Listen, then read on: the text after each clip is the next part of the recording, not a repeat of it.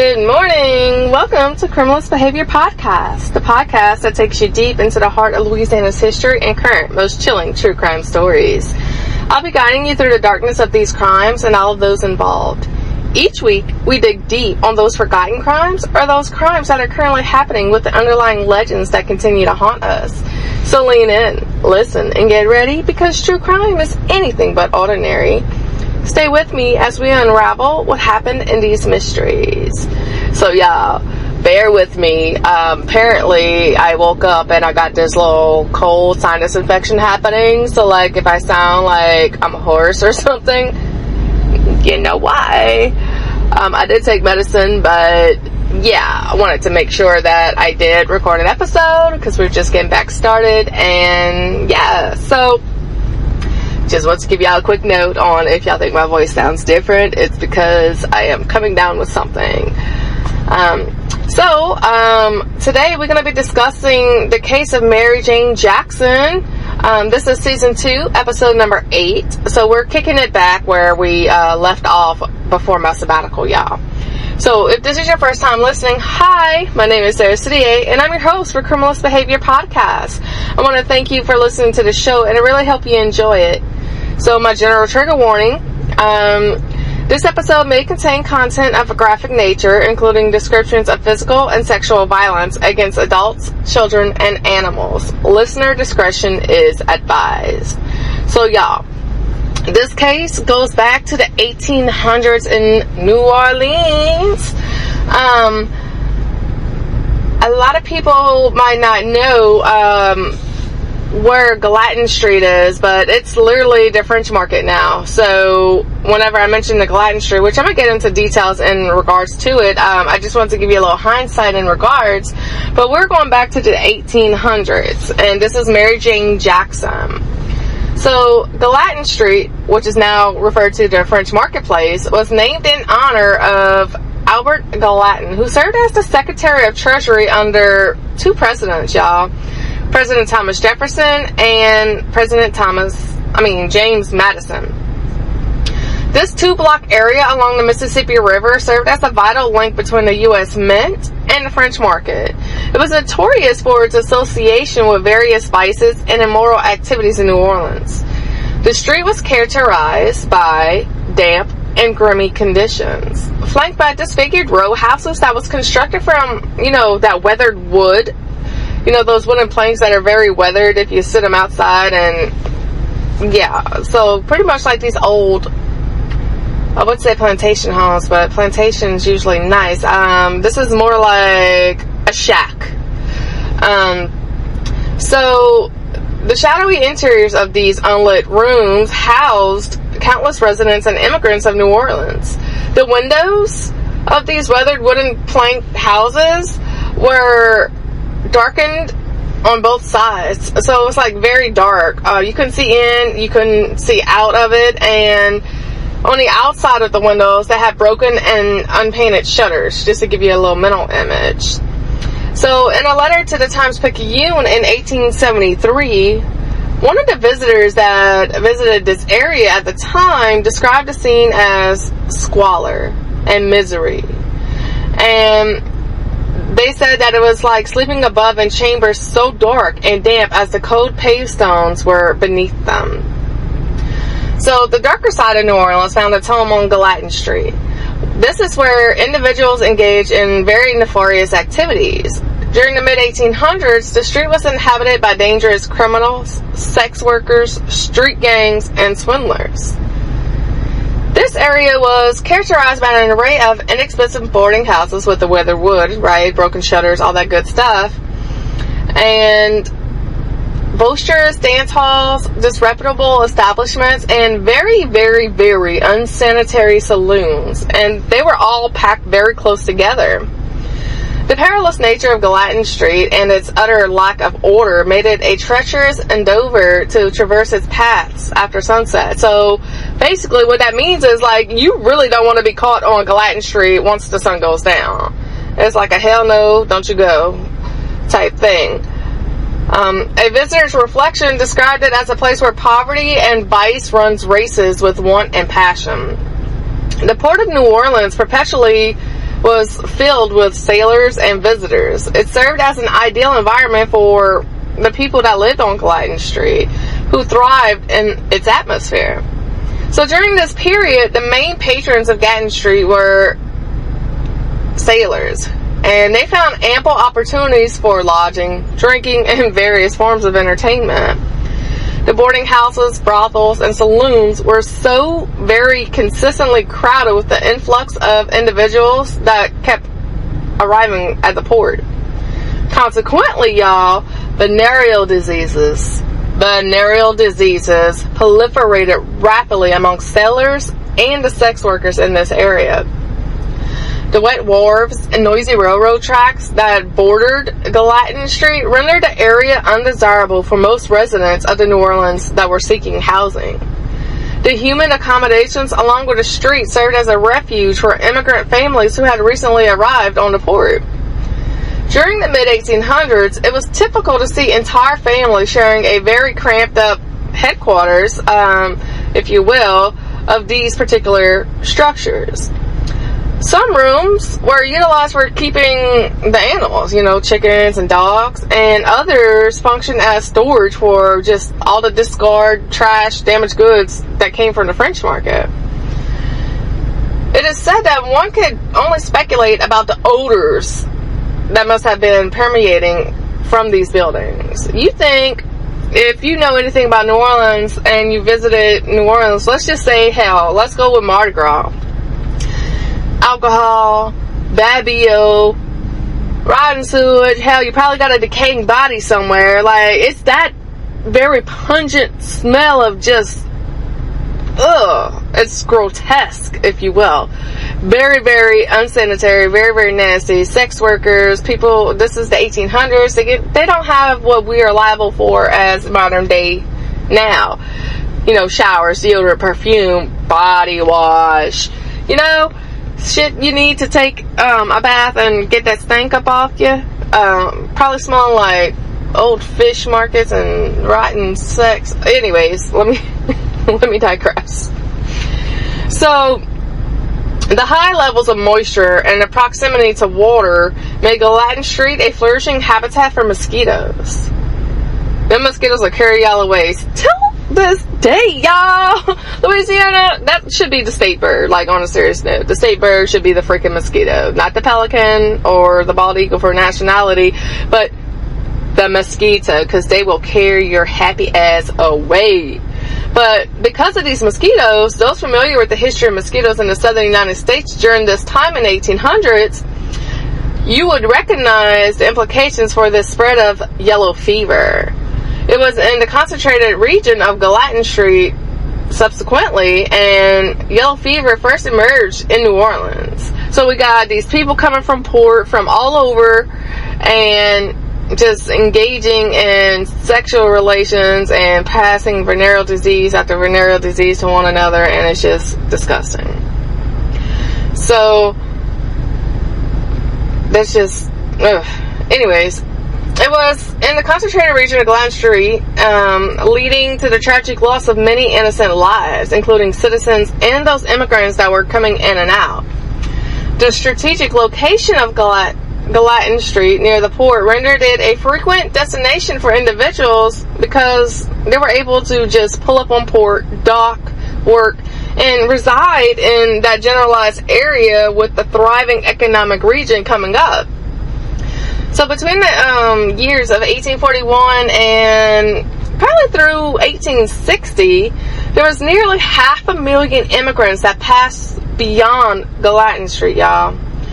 Historian Judith Keller Schaefer notes that a significant proportion of the prostitutes in the vicinity were of immigrant descent. Prostitution, recognized as the second most lucrative industry in New Orleans. Yeah. That is not a flex, if you will. Prostitution being the second leading industry in your area, we're not flexing that. That's just disturbing. So, lo and behold, it thrived due to the influx of the transient visitors that frequented the area. Schaefer references a study that was conducted by William W. Sanger in 1858, which he examined the sex industry. Sanger discovered that women involved in sex work often face a life expectancy of only 4 years. So you got yellow fever and all this venereal disease spreading around. So a 4-year life expectancy in that area. That's just wild.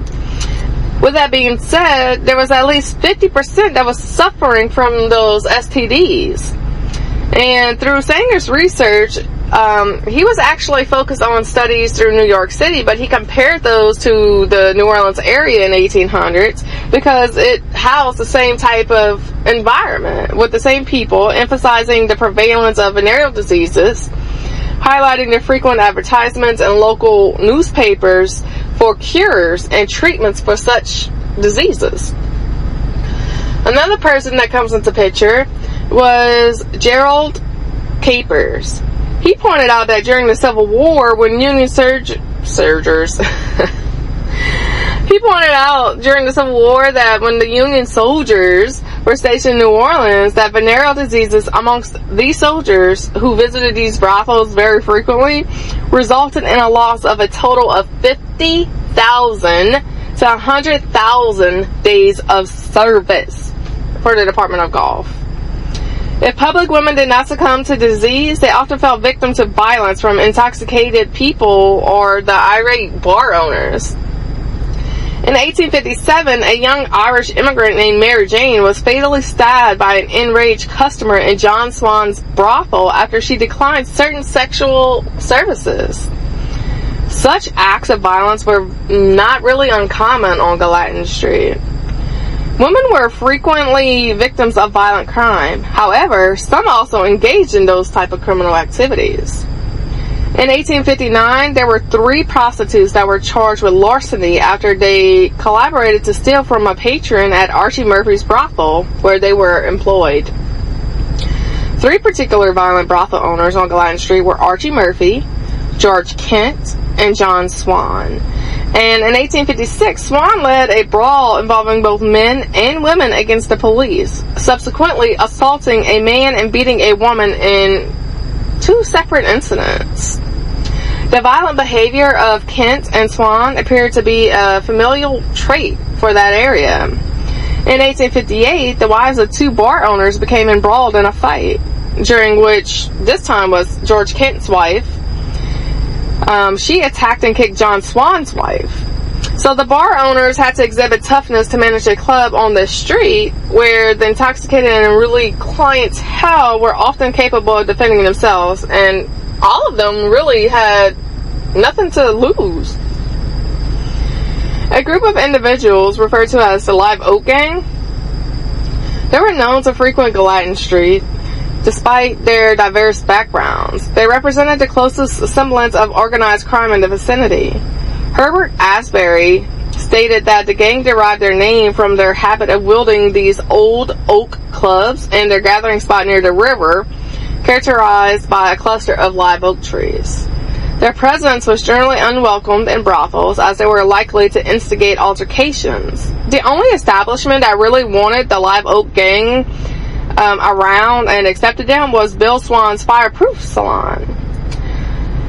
Asbury noted that Bill Swan was once affiliated with the Live Oak Gang, and that would make sense on why he would allow them to, frequently visit his area, because he was once one of them. And so, after he achieved financial success, he chose to invest in a legitimate business and venture out rather than continue in those criminal activities. The members of the Live Oak Gang were known to exhibit violence, even among themselves, so they would fight one another. And in 1886, there was this one fight between O'Brien brothers at Bill Swan's Fireproof Saloon that involved a younger sibling, Matt.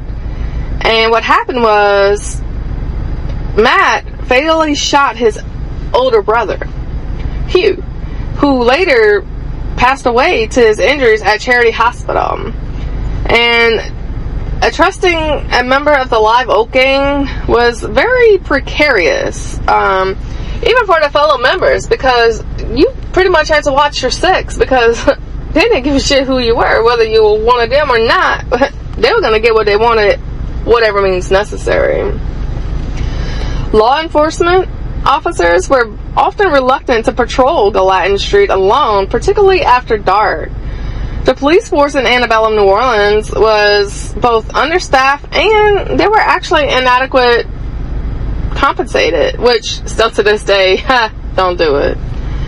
Factors that, according to Schaefer, rendered officers vulnerable to corruption and indifference. So they had that mindset thinking like, I'm gonna try to, hold order in this area, and whenever shit hit the fan, I mean, if they couldn't contain that order, then they pretty much just joined them.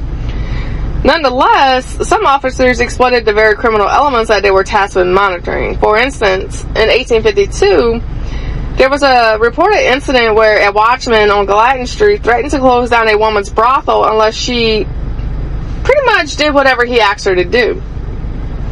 So, in 1857, Lieutenant Leggett faced allegations of obstructing the arrest of Arthur Guerin, who had been dismissed from the police force that previous year for attempting to conceal a murder that happened on Gallatin Street. The perpetrator was known as Dutch Pete. And Dutch Pete was the former proprietor of the California House on Gallatin Street, and he had committed a homicide near his dance hall. Guerin facilitated Dutch Pete's escape to Havana when he was managing the witnesses to the murder in New Orleans. So the absence of law enforcement on Gallatin Street fostered an atmosphere that was dominated for crime and violence. On May 15th, 1862, General Butler issued his notorious General Order No. 28. That General Order No. 28 stated the following: as the officers and soldiers of the United States have been subject to repeated insults from women calling themselves ladies in the New Orleans area, in return for the most scrupulous non-interference and courteous on our part, it is ordered that hereafter, when any female shall by word, gesture, or movement insult or show contempt for any officer or soldier of the United States, shall be regarded and held liable to be treated as a woman of the town plying her avocation. So this declaration, y'all, incited a huge ass outrage among the rebellious elite white southern women of New Orleans, as well as those locals who weren't part of that scene. They were appalled at being equated with women that was engaged in those street gang and street-based professions. So while some officers tried to maintain order, it is evident in 1860 when Schaefer reported the arrest of 36 women that were coming from brothels on Gallatin Street who were only sentenced for about 6 months in a workhouse. They were actually really released very quickly due to a legal loophole. The police focused their efforts on apprehending prostitutes, neglecting the more severe criminal activities occurring in the vicinity. Unfortunately, the number of corrupt officers surpassed that of their principal counterparts, resulting in prostitutes, intoxicated individuals, and criminals affected assuming the role of enforcers on Gallatin Street. So, downriver from Gallatin Street, which is an area now known as Fanticity Row, encompassed establishments such as the Lion's Den, the Stad Amsterdam, the Mobile, the Pontchartrain House, the Whitehall, and the Tivoli Gardens. Now, these were an integral part of the community. Together, Gallatin Street and Fanticity Row formed the largest nexus for illicit activities, including sex, drinking, violence, and crimes throughout New Orleans. The establishments of ill repute along Gallatin Street and Fanticity Row relocated to Storyville by the late 1890s. In the early 1930s, initiatives were taken to expand and redevelop the French Market, leading to the complete disappearance of Gallatin Street and its disreputable history. In 1935, the street was renamed from Gallatin Street to the French Marketplace, marking a significant transformation. While the residents of New Orleans at that time were certainly aware of Gallatin Street's grim and infamous legacy, the contemporary citizens and visitors of largely oblivious to the notorious tales associated with the section of Decatur Street. So, excuse me.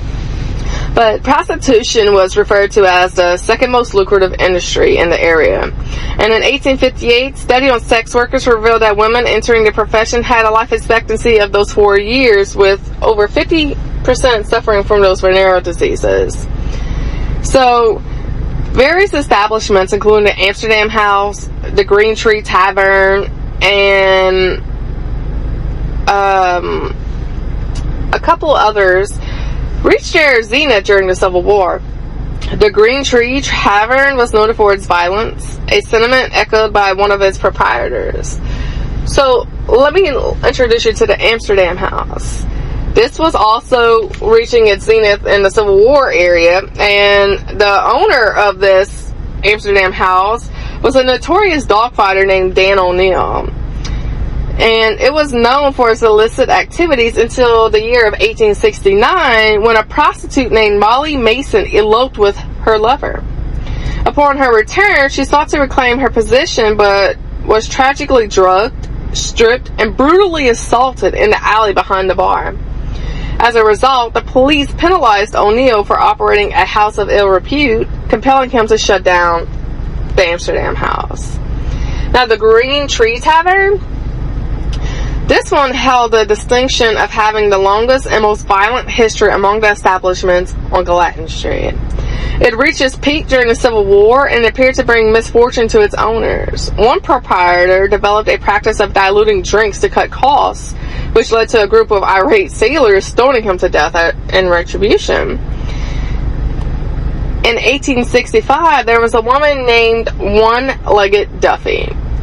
Now, One-Legged Duffy took over the tavern, and later she was stabbed multiple times by her husband, who subsequently beat her with her own wooden leg. So she was an amputee and had that wooden leg, and her husband literally beat the hell out of her and stabbed her. Patty Welsh owned the ill-fated establishment in 1873 when the Live Oak gang got angry with him, and this led to his body being discovered days later. The cause of death was drowning in the Mississippi River. So the subsequent two owners also met tragic ends at the hands of the Live Oak gang. Ultimately, the Green Tree Tavern was consumed by a fire in 1886. So now, what y'all been waiting for? I wanted to give y'all a history of the area, so whenever I talk about it, y'all pretty much get a mental picture of what the hell's happening, right? So now let's talk about Miss Mary Jane Jackson herself. So Mary Jane was famously known as Bricktop. Now, they called her Bricktop because she had strikingly bright-ass red hair. And she was a notorious and formidable presence on Gallatin Street in the mid-19th century New Orleans. Mary Jane Jackson was born in 1836 on Bridget Street, Circa. She entered prostitution at the very freaking young age, y'all. Very young age. 13 years old. Hell no. Hell no. And Mary quickly developed a reputation for extreme violence and undefeated combat prowess against both men and women. Mary emerged as one of the most formidable and ruthless criminals in New Orleans during this time. Over a decade of her criminal career, she remained undefeated in combat, claimed the lives of 4 men, and she beat the shit out of countless others, but only killed 4. Her fearsome reputation was such that even the most powerful gang in the city, you know that Live Oak gang? Yeah, the Live Oak gangsters made a concerted effort to stay clear of her. That tells you everything you need to know about Miss Little Mary Jane Jackson here, aka Bricktop. So, she worked in some of the most disreputable bars in the area, and while she was favored companion among men, the women who worked alongside Bricktop, aka Mary Jane Jackson, lived in constant fear of her. Within a year, Mary Jane became involved with the saloon owner, whom she referred to as her mans, y'all. That was her man. Now, this relationship lasted a total of 3 years, so this would make her like 17 at the time, right? So, I'm sorry, I just lost my place. Bear with. So she was with this man for 3 years, which made her the age of 17, and it ended abruptly because he kicked her ass to the curb. In a swift act of vengeance, Mary Jane then stormed her ass back in the saloon and brutally assaulted him, inflicting severe injuries that included the loss of an ear and very, very, very horrible ass significant facial damage. Like, this dude's face was messed up, y'all. Eventually, Mary Jane transitioned her activities to the most notorious bar in the city. Y'all want to know what that one was? It was on Dauphine Street, but it was called the Dance House. Although the establishment was known for raw clientele, Mary Jane quickly established herself as an exception, ultimately leading her to seek freelance opportunities wherever they were available. So let's get back with Mary Jane. Let's go over her little criminal history and her notoriety. She was a central figure in the city's underworld, linked to several high-profile acts of violence, y'all. Like I said, she was known for 4 known homicides, which we're going to discuss those one by one. So this happened in between the years of 1856 through 1861. She was responsible for deaths of the 4 men, and their deaths were primarily by stabbing.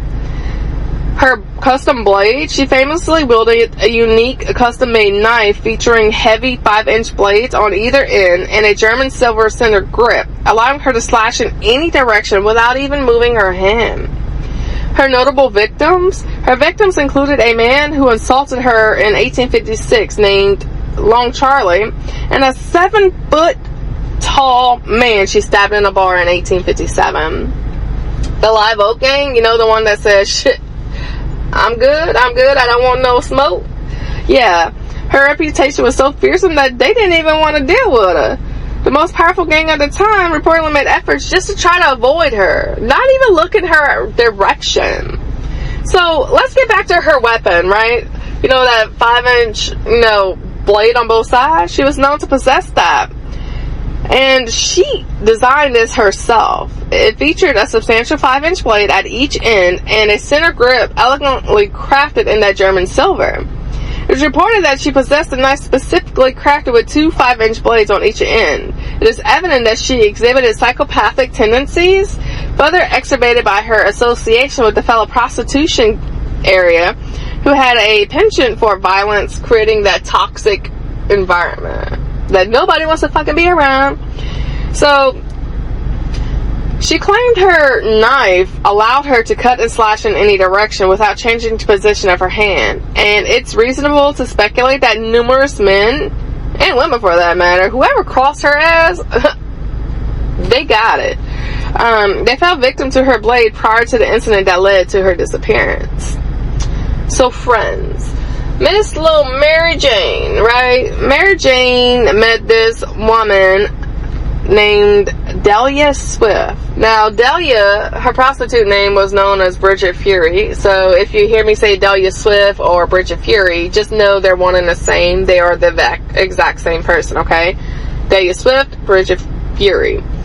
Now, she was from Cincinnati and relocated to New Orleans in 1856.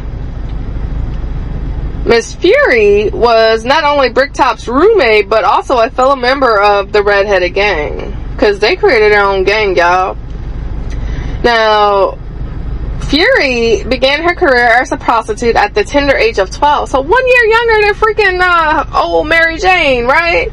She arrived in the city with a notable reputation and a considerable amount of experience.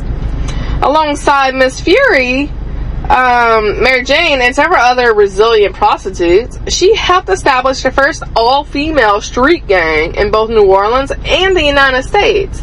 So, this woman created the first female street gang in the United States, y'all. So happened to be in lovely city New Orleans on Dauphine Street.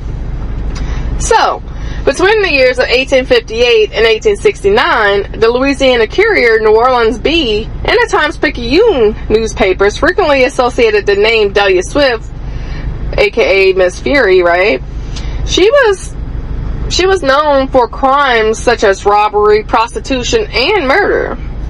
She was convicted of murder, but spared from capital punishment. The Louisiana court deemed life on Dauphine Street a sufficient penalty, as Miss Fury was released on bail in 1859 after it was deemed she murdered Patrick Crone.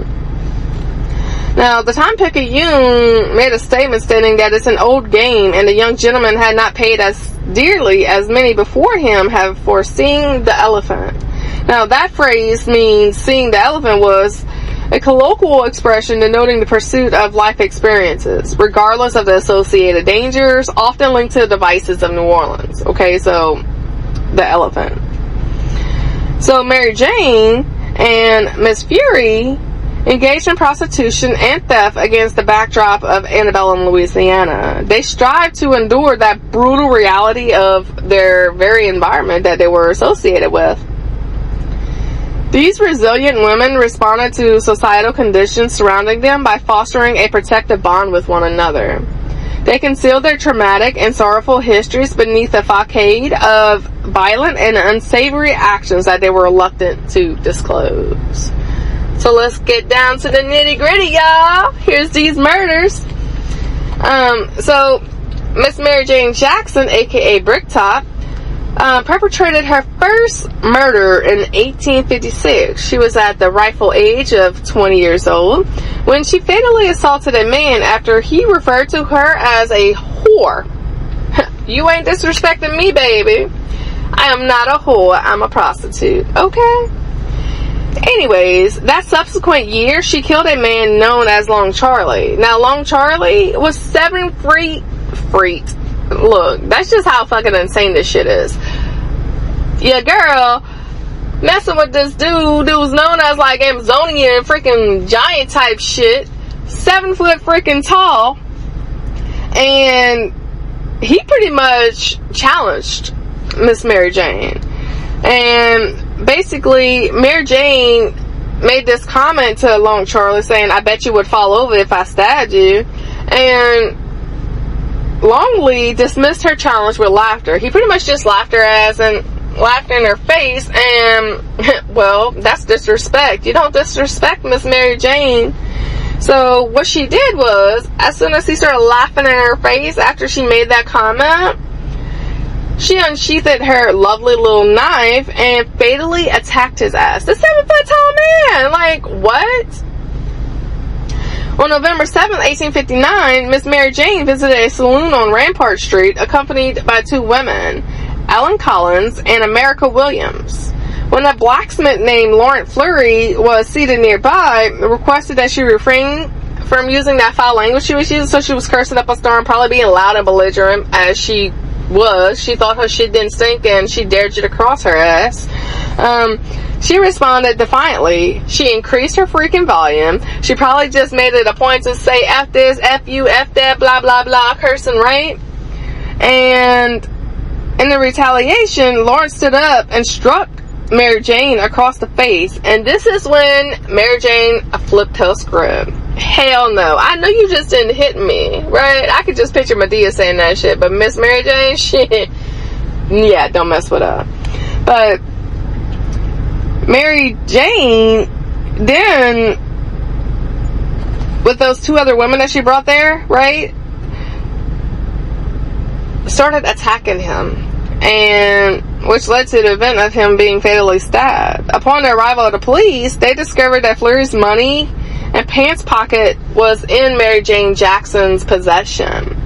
She was taken to the parish prison, but was released after an autopsy could not determine the very cause of Mr. Fleury's death. So, you want to sit there and tell me that these women beat the shit out of this dude because he wanted to say, shut the hell up, quit fucking cursing and being belligerent, and you didn't know the cause of death? Eee. So, lo and behold, 2 women and Mary Jane got away with this shit.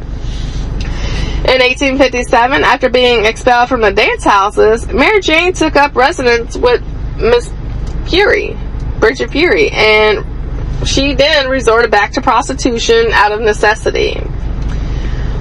On November 7th, 1859, Bricktop and 2 other women of ill repute were frequently at beer garden when a man named Lauren Fury expressed his discontent about their language. And that's whenever, clearly unaware of the situation he provoked, whenever they got attacked.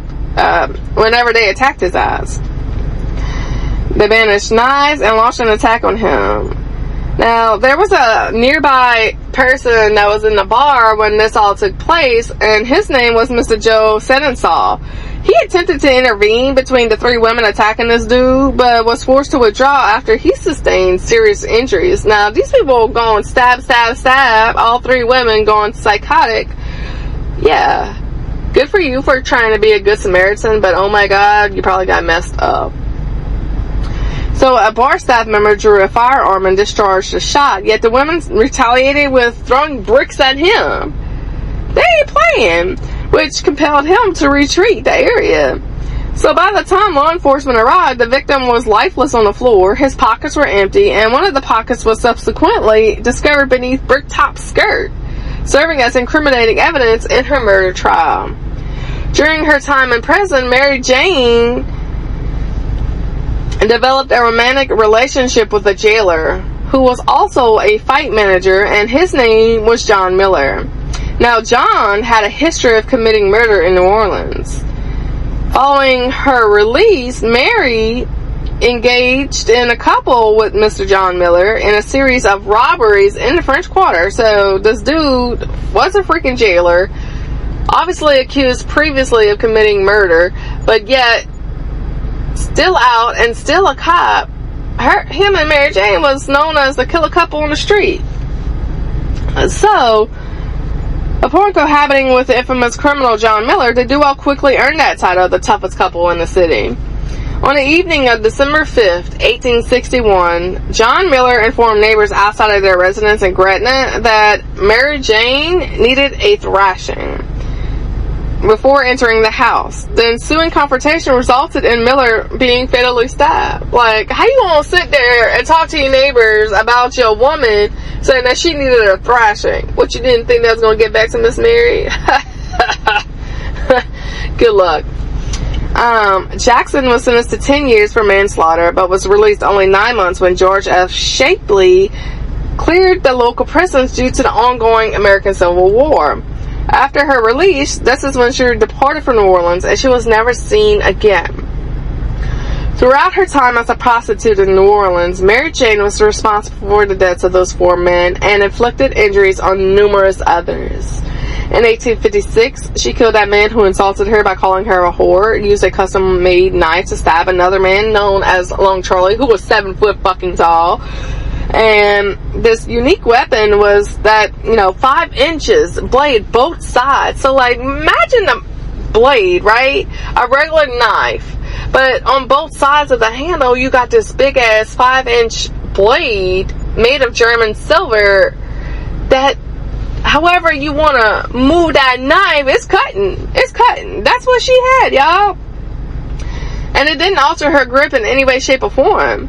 So after serving that brief sentence for one of her offenses, she became involved with the former boxer and temporary jailer, and that's whenever he said she needed a slashing, boom, boom, bop, bop. That ain't happening. So he made an ill-fated attempt to try to slash Miss Mary Jane with a cowhide strap. So the conflict began when Miller, armed, threatened Miss Mary Jane with a whip, insisting that she needed to be lashed, like, while under the influence, or simply just bored, because he was that violent person.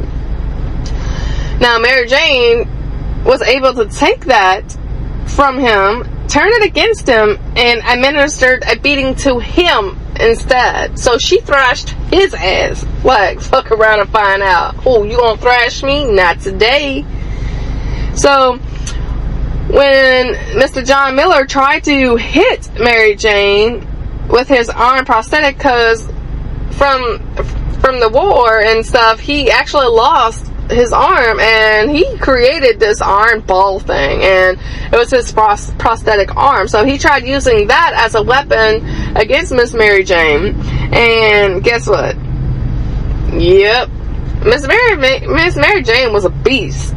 So when he tried to strike her with his iron prosthetic, she caught the iron ball midair and used it to drag his ass around the room. Like, that's insane. I'm just trying to picture that, but oh my god, that's insane. In a desperate attempt, he tried to stab her, yet guess what? She forced him against that wall and violently attacked his ass with her prized weapon. After biting his hand when he banished that knife, she ultimately turned his own weapon against him, resulting in his death.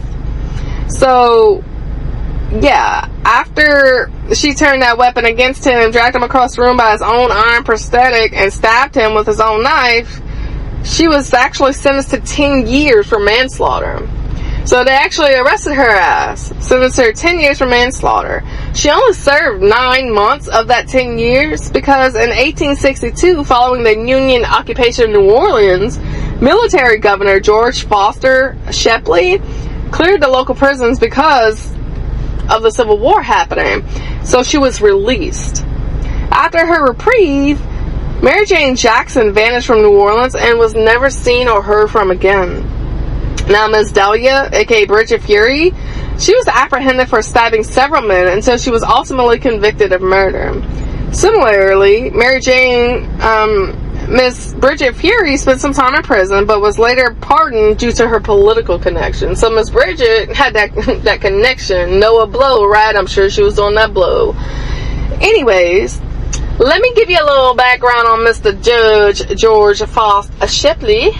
The one that released her ass after 9 months whenever she was supposed to serve a 10-year sentence, which, by the way, y'all, 10 years for murder? I mean, he did attack her first, I guess. It is manslaughter, but god dang. So, George Foster Shepley. He was born January 1st, 1819, and he died July 20th, 1878. He served as an officer in the Union Army during the American Civil War. He held the position of a military governor of Louisiana and was a United States Circuit Judge for the First Circuit Court. He was born in Sanko, Maine, and he pursued his education at Harvard University, earned that Arterium bachelor's degree from Dormouth College in 1837, and subsequently started studying law in 1839. He began his legal career in private practice in Bangor, Maine from 1839 to 1844 before he relocated to Portland, Maine. And this is where he continued his practice until 1861. What the hell? Till 1861, y'all. He held the role of United States Attorney for the District of Maine during the 2 separate terms. The first term was 1848 to 1849, and then the second term was 1853 to 1861. Now, during the American Civil War, he served as the Brigadier General in the United States Army, and this was between the years of 1861 to 1865. So, immediately after he finished being the District Maine, he became the Brigadier General in the United States Army. After the war, he returned to private practice in Portland and was a member of the Maine House of Representatives before he resumed his legal practice. So, he was assigned to the Department of the Gulf when he commanded a brigade during the New Orleans campaign from 1862, April 18th to be exact, to May 1st of 1862. He served as a military governor and continued to be that military governor of the Union, occupying the parishes of Louisiana until 1864. He briefly led a district in Virginia and later served as chief of staff in the XXV Corps in the Army of the James. He was the military governor of Richmond, Virginia as well. And that was in between the years of 1865 and 1865. So it was from pretty much April to July. So we got a 4-month difference right there. Which he resigned his military commission to return to his private practice. So whenever President Ulysses S. Grant nominated Shepley to a newly established seat on the United States Circuit Courts for the First Circuit on December 8th, 1869, that's whenever he became it, and this was authorized by 16 Statute 44. So, at the junction of Basin on Conti Streets, directly west of St. Louis Cemetery No. 1, lies the historical site of the Storyville District within the neighborhood that we were just discussing, Dauphine Street and, you know, the sanctity. So, from 1897 to 1917, New Orleans established a designated area for prostitution, and that was the Storyville area. And this was named in honor of a city alderman named Sidney Story, who advocated for its creation. The district was bordered by Iberville, Basin, St. Louis, and North Robertson Streets. During this area, this is where the brothel situated in grand mansions, such as Lulu's white mahogany hall adorned on Basin Street and featured parlor pianists like Jelly Roll Morton. Meanwhile, establishments on the side streets include a few clothing cabarets, Pete's Lala's, the 101 Ranch, and the Tuxedo Dance Hall. This provided numerous jazz musicians with a reliable source of income and a venue to refine their diverse musical styles. So by 1917, there was the closure of Storyville, which, much to its dismay at the mayor and many citizens entrenched in the city's hedonistic lifestyle, marked a significant shift. At the onset of the United States involvement in World War I, Secretary of War Newton Baker sought to minimize distractions for the deployed troops. With Navy personnel stationed in New Orleans, the city was compelled to shut down Storyville. Prostitution was declared illegal, and this reflected the sentiments of the time as articulated by a stern Navy secretary who stated, "Men must live straight to shoot straight." With the United States fully engaged in a Great War, stringent vice laws were implemented to deter military personnel from indulging in immoral activities. There was a renewed sense of patriotism swept through the nation, and the government was determined to prevent New Orleans, known for its vices, from undermining the war effort that was taking place. So Storyville served as the red light district of New Orleans from 1897 to 1917. It was created through a municipal ordinance enacted by the New Orleans City Council to regulate the practice of prostitution for just that generalized area. Alderman Sidney Story was instrumental in drafting the guidelines and legislation aimed at controlling prostitution within the city. The ordinance established a specific area where the prostitution, while still technically illegal, was permitted and regulated just in that area. Initially known as the district, the area soon became popularly known as Storyville, and a development displeased Alderman Story. The district was bordered by North Robertson, Iberville, Basin, and St. Louis streets, and was conveniently located near a train station, making it a very popular spot for travelers that came to the city. Over time, it evolved into a central attraction in New Orleans. Today, only a few remnants of Storyville remain, as much of the land has been converted into public housing. The neighborhood is particularly renowned for being the residence of jazz musicians, including the notable Louis Armstrong during his youth. Between 1895 and 1915, these things called blue books were published in Storyville. Now, blue books served as guides for visitors seeking to utilize services offered in the district. These publications contain descriptions of the establishments, pricing, specific services available, and the stock provided by each house. The blues books bore the motto, Order of the Garter, honey, sweat, que mal y pence. Shame on him who thinks evil of it, is what that translates to, by the way. Although it took some time for Storyville to gain prominence, by 1900 it was on track to become the largest revenue generating area in New Orleans. So let me get back to these blue books right quick, right? It could be acquired for a mere of 25 cents. Again, this is in the 20th century, 25 cents. These publications were designed to promote the services of sex workers in Storyville, featuring the names of active prostitutes in the New Orleans area. The listings were organized by name or address and categorized by race and religion, with specific symbols denoting each group. Sex workers were classified into categories such as black, white, octoroon, Jewish, or French. Landladies were highlighted in bold type, and the books contained details about popular establishments, including both interior and exterior photographs. Additionally, they featured advertisements for various national and local businesses, including cigar manufacturers, distillers, attorneys, restaurants, pharmaceuticals, and taxi services.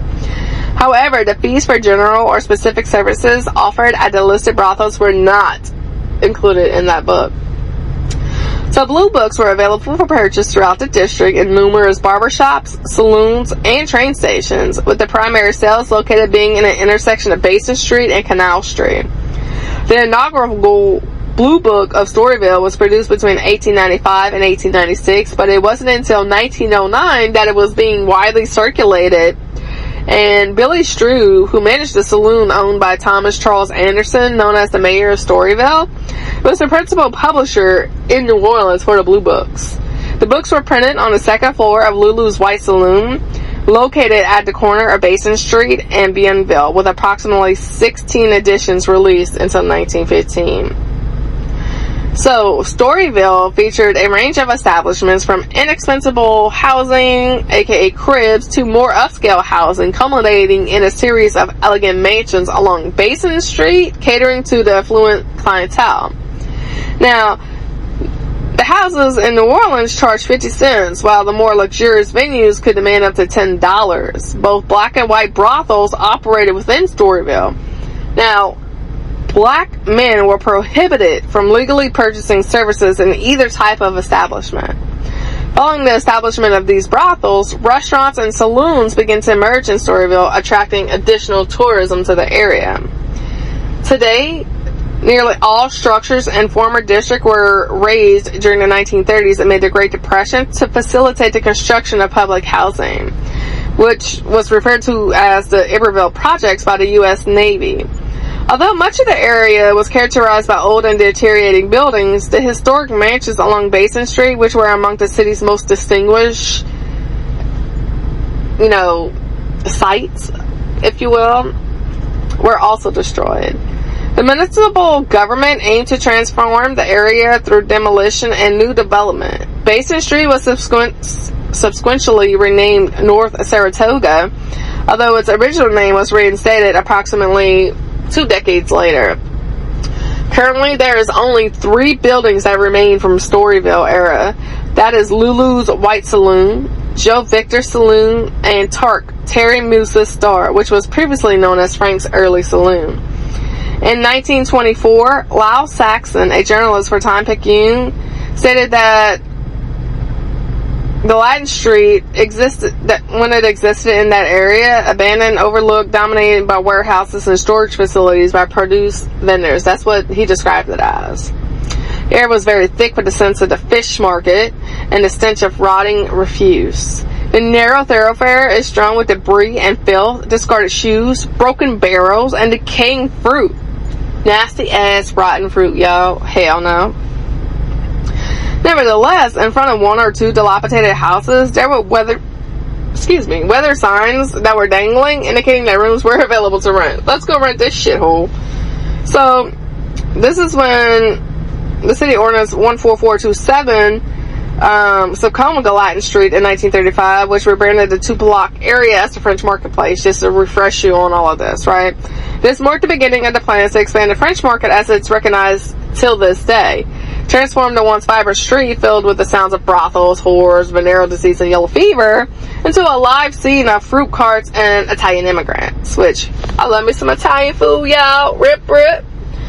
By 1936, there was over 40 structures that were demolished on there, and the expansion of the French market was well underway, effectively erasing the remnants of Gallatin Street and its historical significance. So, y'all, Gallatin Street, aka French Market area, was where Bricktop, aka Mary Jane Jackson, and Miss Bridget Fury, that's where they thrive. That was their stomping ground, y'all. So, it is said that as you proceed eastward along Decatur Street by the banks of the Mississippi River, you will arrive at the French Market area, that's what it's known as today, former Gallatin Street, right? In the early to mid-19th century, it was the Gallatin Street recognized as one of the initial vice districts of New Orleans, the French Quarter. Presently, the area was once renowned for its numerous haunted structures and particularly aggressive spirits that inhabited them, making it one of the most eerie locations in New Orleans. So, this area is haunted as hell, y'all. The scene of Gallatin Street during its heyday was characterized by dilapidated houses constructed from the decaying wood planks with the broken ass shutters and, those windows that were too fucking dark to see in and out of. So people quickly avoided these areas once the sun went down. And the police force, like I said, they couldn't beat them, they joined them. So, few individuals today may be aware of the true history of Dauphine Street as they stroll through the French Market Pavilion, as they, exploring the goods and services, enjoying that Cajun lifestyle, that cuisine, all the meals and stuff. It is difficult to ascertain the identities of the apparitions that now inhabit the French marketplace. Perhaps it's said that Bricktop, aka Mary Jane Jackson, and Ms. Bridget Fury is wandering the streets and with their distinctive blades, and they're seeking that confrontation. Like, fuck around and find out. I'ma haunt your ass. You ain't getting rid of me. But she was never seen from again after she was released from serving that 9-month prison sentence, y'all. Y'all remember that, right? For killing Mr. John Miller. So, the live oak gang might even be found at the Provoked Tavern, challenging the bartender for diluting their drink. So, beating the shit out of the bartenders, giving them hell. Like, this is what is said, that this area, the French marketplace, is said to be haunted by Mary Jane, Bridget Fury, the live oak gang. And there's actually reports of screams, conversations, and shadowy figures that have been noted on the old Dauphine Street. And this is during the nighttime hours in the French Quarter. Although the local area of people has transformed significantly since the antebellum period in New Orleans, it is still advisable to avoid wandering the French Market alone at night. So, this is my view of the 1800s in this lovely Mary Jane Jackson case. Okay, a little nostalgia, if you will. If you enjoyed our show, please rate and review us on any of your podcast apps: Apple, Spotify, YouTube, Amazon. Hell, well, on all your social media apps as well. And be sure to come back next week for our next case, which is going to be on Mr. AJ. Yes, I said it like that because still to this day, even though this happened many years ago, his daughters and other family members are still searching for his ass. So, yeah, come back on Friday, 8 a.m., and see yours truly. Until then, this is your host, Sarah Studio. Don't forget to like, share, follow, or subscribe to our Criminalist Behavior, a Louisiana True Crime podcast. Thank you for joining today's episode, and I'll hear or see from you on Friday. Much love. Bye, y'all.